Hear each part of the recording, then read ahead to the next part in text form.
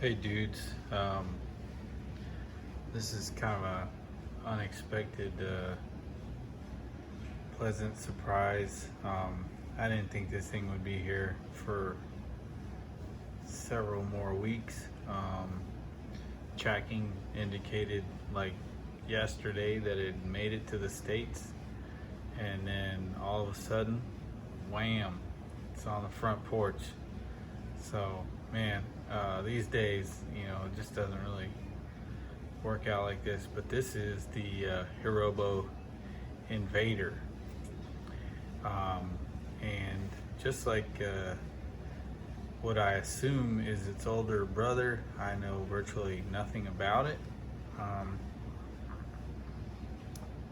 But I wanted you guys to. What? I don't know. I didn't see. Yeah, he did. Sorry. We're watching American Ninja Warrior, and the guy just got $10,000. That's pretty sweet. Anyways, so this guy showed up today.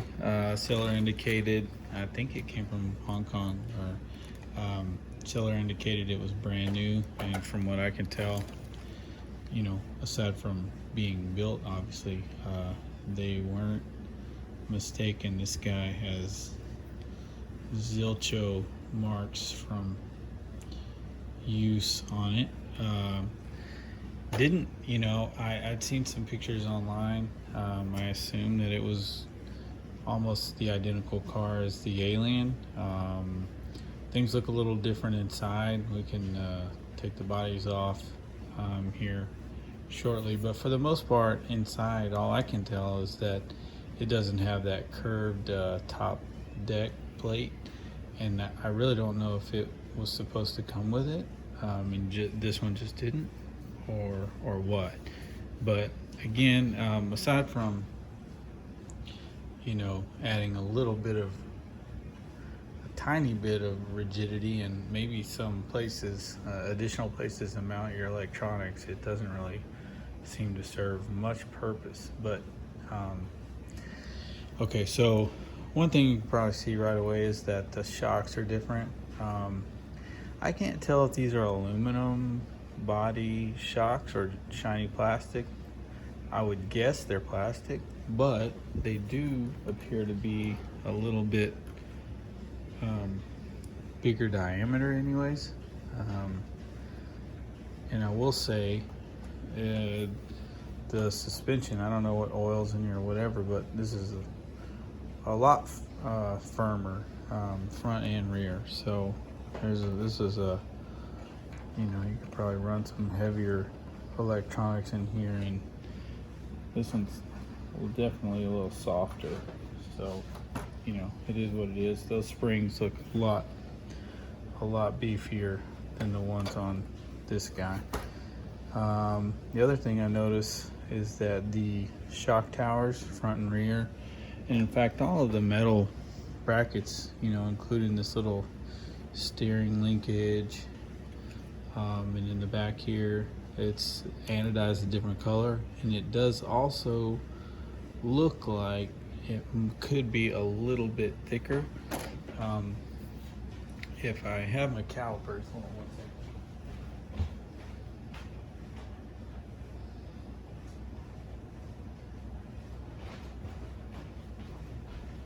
Sorry about that, dudes. That's very unprofessional, but I don't know how to edit videos, so let's take a little measure here. So that guy is 0.078 inches. And let's see, instead of me just guessing, yeah, 0.078. So aside from the color, I don't know if these are like a mild steel and those are aluminum or what, but I guess it's just the color, the anodization, that made it look a little thicker, but it doesn't appear to be. Okay, wheels and tires, identical. I don't know if you can see this body, how it goes on, but it the top kind of pops over the bottom under tray. So that's one thing that's different. It does have an under tray body type, whereas this guy's got the kind of the molded, you know, plastic unit. I don't know if it doesn't look like the Invader has this, or I don't see how that body would fit. So yeah, I'm not sure. Well, let's pop the body off real quick. And then there's one more, well, aside from some of the stuff under the body I'll show you, but one more pretty major difference. Right, so this guy's missing this top deck. Let me see if I can get this off. Not too much trouble. We'll do a side by side.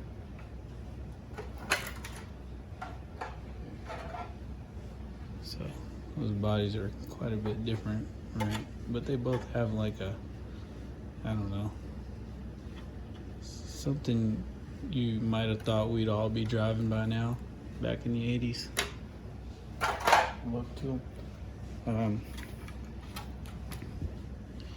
Let's see. So, yeah, clearly this guy is missing over here. There's a little bracket here. I think this actually comes with that bracket. Although it's not installed. The antenna mounts up here for the Invader, whereas it's back here on that upper deck for the Alien. Let's see what else. Yeah, you definitely don't have this molded under tray, right? And this is kind of cool because I was hoping to kind of pop that upper deck off of the Alien, but I don't have to now because you can get a real good look at, just like if you looked at this car, aside from the fact that there are dog bones up here in the front, and it's obviously four-wheel drive, if you just look at this, the way this chassis is laid out, you'd have really no idea that there's belts in there. You know what I'm saying? Like, or a belt running from the front diff to the rear diff. So again, just the layout of this car is fantastic. Engineering there. I'm trying to do a little flexing on it, you know. I mean, you can sort of see it tweaking a little bit. For the most part, it's pretty dang solid. So yeah, again, I don't know if I mentioned this, but I'm assuming this is the newer version of this car, and the next thing I'll show you is why I think that's the case. And yeah, I guess I could look online, but this is like the front gearbox. This, like, I guess hinge pin mount is way beefier on this guy, front and rear. And take a look at the rear too. Right, that guy, and also the upper, I guess, camber,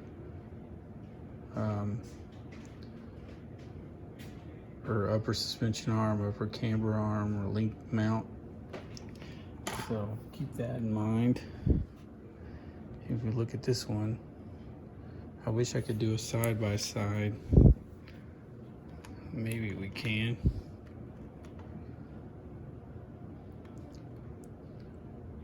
It's a beefy one.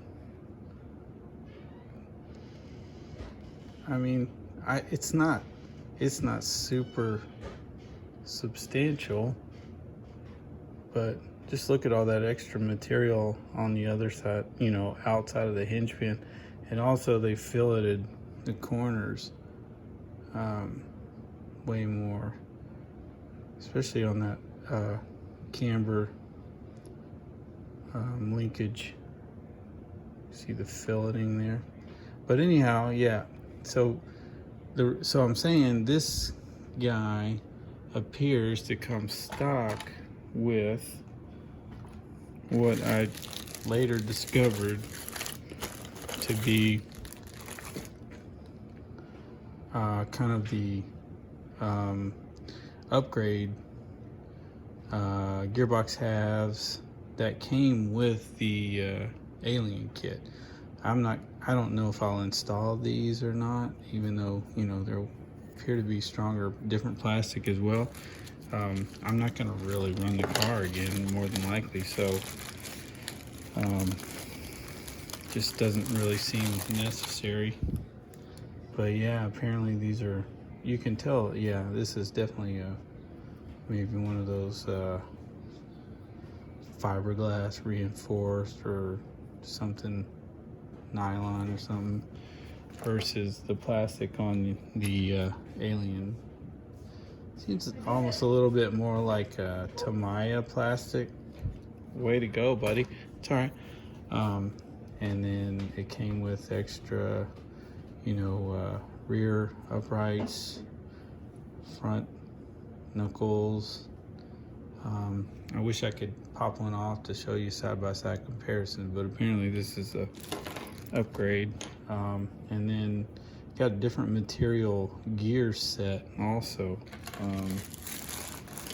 don't know, you know, how much stronger they are, but